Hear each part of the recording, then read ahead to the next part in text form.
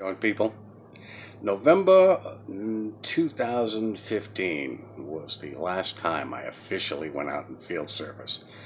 My field service hours were limited to the nighttime thing where we just went around dropping magazines off.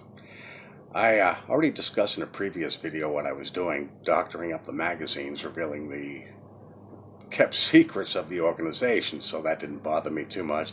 And plus, I was getting my hours in anyways. Well, myself and this other witness would go out and we had this route where we'd go around town dropping the magazines off. And we were doing that for quite a while. Once a month we'd go out. Pretty easy. New guy started coming out to the congregation. He decided to come out with us. This guy was on so many antidepressants that he looked like a cast member of Z Nation. Well, Z Nation came along with us one night and we're doing our route. And the guy started having this conversation about Mike Tyson and some of his best knockouts. And about his little incident in '97 with Evander Holyfield. Okay, I wasn't paying much attention. I'm just going through my phone.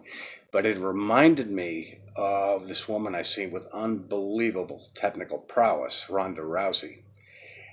And I mentioned it to them. I says, you see the grappling skills of this girl. This girl is a technician.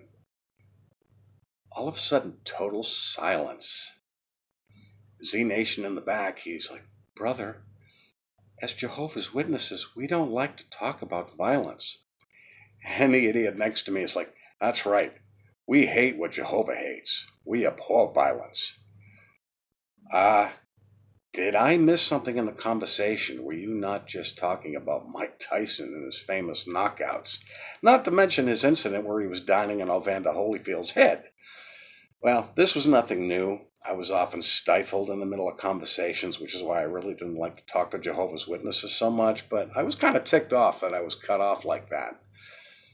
Well, I kept quiet the rest of the night. I'm doing what I'm doing, and they began talking about the sale of the Brooklyn headquarters, like it was such a phenomenal thing. Yeah, like you're really going to benefit from the sale. Well, they continued talking about it. The end of the night comes by, and we drop Z Nation off. And he's still talking about the sale of the Brooklyn headquarters. I'm like, you know something? You screwed up my night. I think I'm going to screw up yours. I had largely been quiet about everything I discovered about the organization till this point. And I figured, you know what?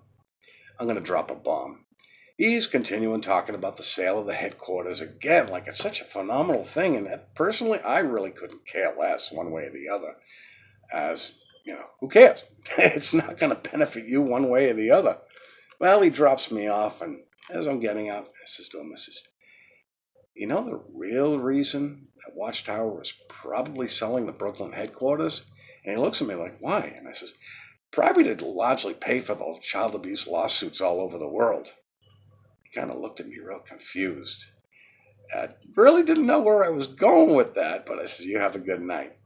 Well, he says, okay, well, listen, we'll set up a time next month to go out. I'm like, good deal. Okay. Well, I went inside. I was feeling pretty good about that because, I just dropped a bomb on him. Whether he knew about it or not, I never found out. But you'll find out even if the indoctrinated Jehovah's Witness hears about it, they're in a state of denial. It's Satan's media. It's apostate lies. They don't believe it. Matter of fact, the only people in the world that are in denial about it are Jehovah's Witnesses. Well, next month come by, and it was about that time of the month where we would go out, and I called him. I said, so when are we going out? And he says, well, I don't know. I got a few things to do. I'll have to get back to you. Okay, fine. I understood that. He was busy. A couple days later, I run into him. He's like, man, you should have come out with us the other night. Okay, find out he was out in the nighttime ministry without me. And I said, well, I may have. Had you asked me. Well, okay. Next month came by, never heard anything. Next month came by, didn't hear anything at all. And I figured, okay, even though I was already mocked some years earlier, I was now mocked again. I guess I didn't qualify to go out in the ministry at all. I had become too much of a threat. So, I found out within the next few months that, yes, I was really being watched and they really wanted to know what I knew about the organization. But I'm going to save that for my next video, guys. But until then, I'll talk to you later. Leave a comment below. And if you're just happening along this video, hit the subscribe button. And you guys have a good day. I'll talk to you later.